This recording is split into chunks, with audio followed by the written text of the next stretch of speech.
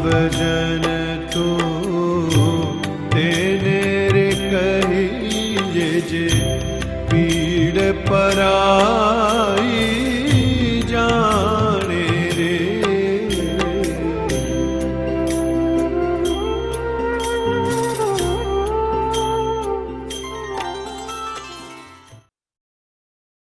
नमस्कार। विषय विशेष में आप सभी का बहुत बहुत स्वागत है।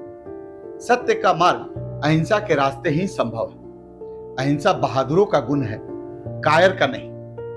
कायरता और अहिंसा पानी और आग की तरह है जो एक साथ नहीं रह सकते। शांति से ज्यादा आक्रामक कुछ भी नहीं, और हम सब के अंदर सही और गलत के बीच अंतर करने की एक क्षमता है, और यही हम इंसानों को पशु से बेहतर बनाती है। सत्य और अहिंसा को लेकर जीवन भर प्रतिबद्ध रहे महात्मा गांधी ने अपने कहे गए इन शब्दों को जीवन में ढालकर न केवल मानवता और दुनिया को एक नई राह दिखाई, बल्कि सदियों से चली आ रही उस परंपरागत सोच को बदलने पर मजबूर कर दिया जिसमें खून के बदले खून की बात होती थी। इन विचारों को अपनाकर गांधी ने न केवल स्वतंत्रता आंदोलन की अगुवाई की, बल्कि सत्य, अहिंसा और सविनय अवज्ञा की ताकत से दुनिया को पहली बार रूबरू भी कराया। लेकिन क्या आपको पता है कि सत्याग्रह शब्द, जिसने सत्य और अहिंसा के जरिए पूरी दुनिया को अपना प्रतिरोध जताने का एक नया हथियार दिया, उसकी उत्पत्ति कैसे हुई? वो क्या हालात थे जब महात्मा गांधी को सत्याग्रह शब्द का इजाद करना पड़ा, और क्यों इसके लिए उन्हें इनामी प्रतियोगिता का आयोजन तक करना पड़ा? आज इस कार्यक्रम के जरिए हम सत्याग्रह शब्द की उत्पत्ति, उसकी ताकत और दुनिया के देशों द्वारा उसे अपनाए जाने की कहानी के बारे में चर्चा करेंगे, जो अपने आप में काफी दिलचस्प है। और इसे जानने के लिए देखते रहिए इस प्रोग्राम को।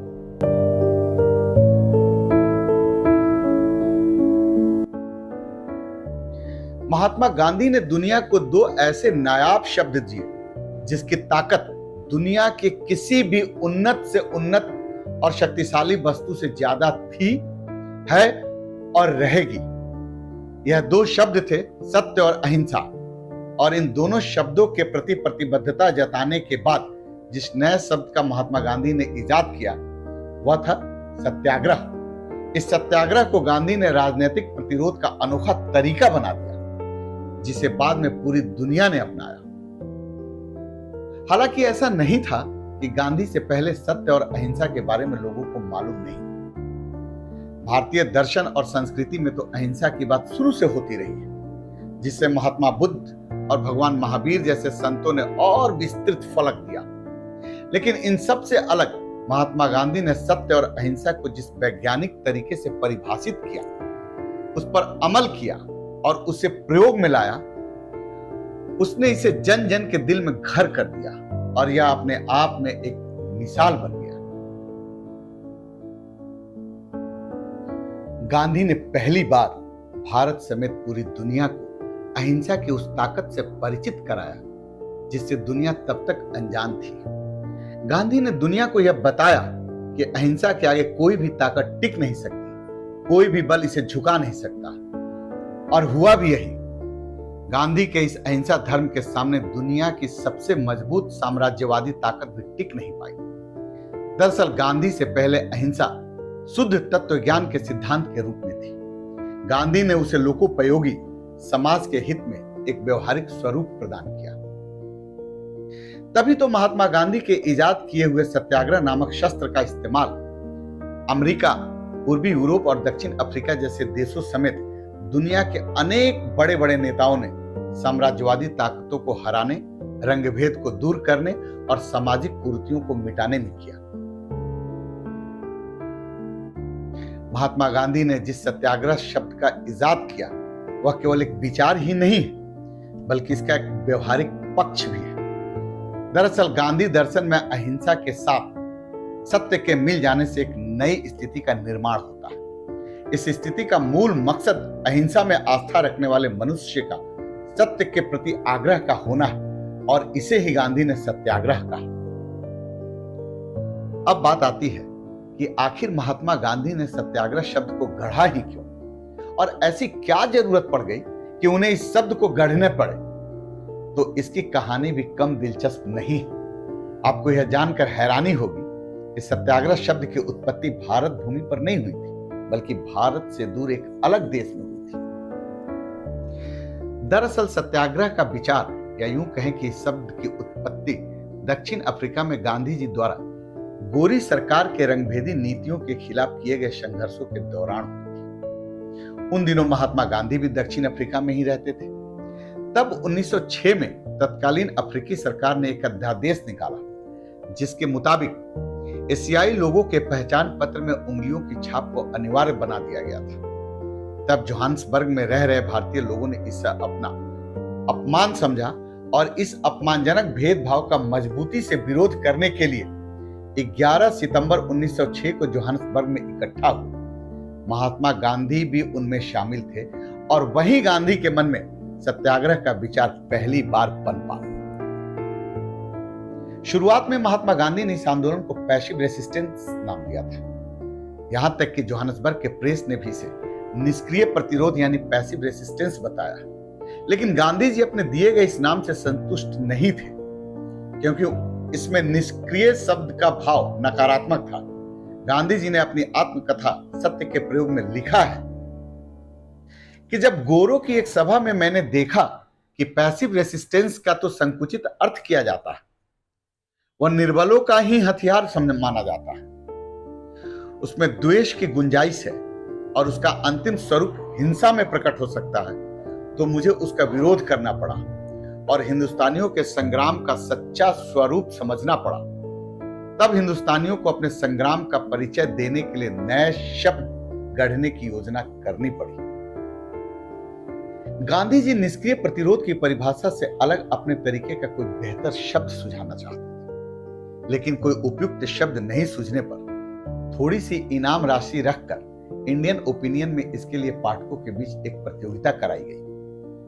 इसमें गांधी जी के भतीजे मगन लाल गांधी ने सत्याग्रह शब्द का संधि करके सदाग्रह शब्द सुझाया, जिसका मतलब सद यानी अच्छा और आग्रह यानी अनुरोध या हट यानी अच्छाई के लिए अनुरोध करना था। हालांकि इनाम तो मगन लाल गांधी को ही मिला, लेकिन गांधी जी अब भी इससे संतुष्ट नहीं थे और आखिर में उन्होंने इसमें सत्य शब्द जोड़ दिया। इस तरह सत्य और आग्रह यानी सत्याग्रह शब्द बना। भले ही राजनीतिक विरोध के अलग तरीकों को दर्शाने के लिए इस शब्द को गढ़ा गया, लेकिन गांधी जी ने इसे और विस्तार देते हुए सत्य और अहिंसा के प्रति प्रतिबद्धता कहा। दरअसल गांधी हिंसा को किसी भी कीमत पर सही नहीं मानते थे। यह एक नैतिक प्रश्न भी था। गांधी कहते भी थे कि हिंसा किसी समस्या का समाधान नहीं है और हिंसा सिर्फ प्रतिहिंसा को जन्म देती है। इसलिए आजादी हासिल करने के लिए अगर कोई बंदूक उठाता है और इससे खून खराबा ही होगा और पीड़ितों के पास इसके गलत इस्तेमाल से बचने के लिए कोई दूसरा उपाय नहीं होगा। यंग इंडिया में अहिंसा के प्रति अपनी नीति पर अडग रहते हुए गांधी ने लिखा, अहिंसा को त्याग कर मैं अपने देश की स्वतंत्रता प्राप्त नहीं करूंगा। अहिंसा से मेरा संबंध इतना गहरा है कि इससे अलग होने की स्थिति में मैं आत्महत्या कर लेना अधिक पसंद करूंगा। अहिंसा को सत्याग्रह का बुनियाद मानते हुए गांधी जी ने सत्याग्रह और सत्याग्रहियों के लिए भी अहिंसा को पहला शर्त बताया। इंडियन ओपिनियन में सत्याग्रह और सत्याग्रही के बारे में बताते हुए महात्मा गांधी लिखते हैं कि सत्याग्रह का आधार सत्य है, इसलिए इसका प्रयोग अहिंसक व्यक्ति ही कर सकता है जो हिंसा और खून खराबे से दूर रहे। इस शस्त्र को धारण करने से पहले यह शर्त है कि उसे अहिंसक होना पड़ेगा। इसी तरह सत्याग्रही के बारे में बताते हुए गांधी जी ने कहा कि सत्याग्रही कभी हारता नहीं है, चाहे सामने वाला कितना भी ताकतवर क्यों ना हो। सत्याग्रही का परम लक्ष्य सत्य पर दृढ़ रहना और अहिंसा को किसी भी हालत में नहीं छोड़ना है, इसके लिए चाहे उसे कोई भी कीमत क्यों न चुकानी पड़े।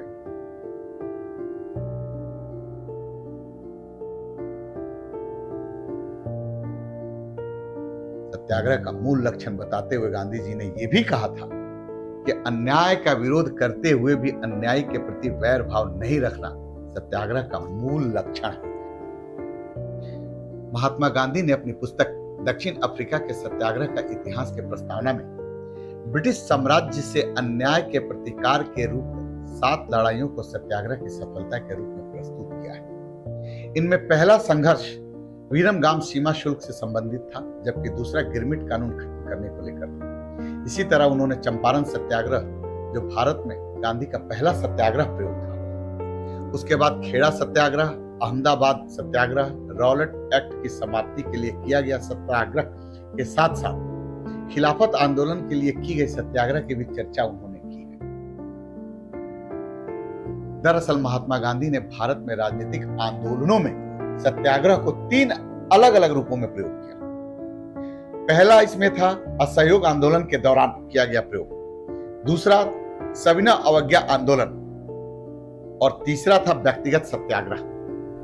इन आंदोलनों में अहिंसा को आधार बनाकर सत्याग्रह के हथियार के रूप में गांधी ने बड़े पैमाने पर असहयोग, सविनय अवज्ञा, उपवास, हिजरत, धरना, हड़ताल और सामाजिक बहिष्कार का इस्तेमाल किया।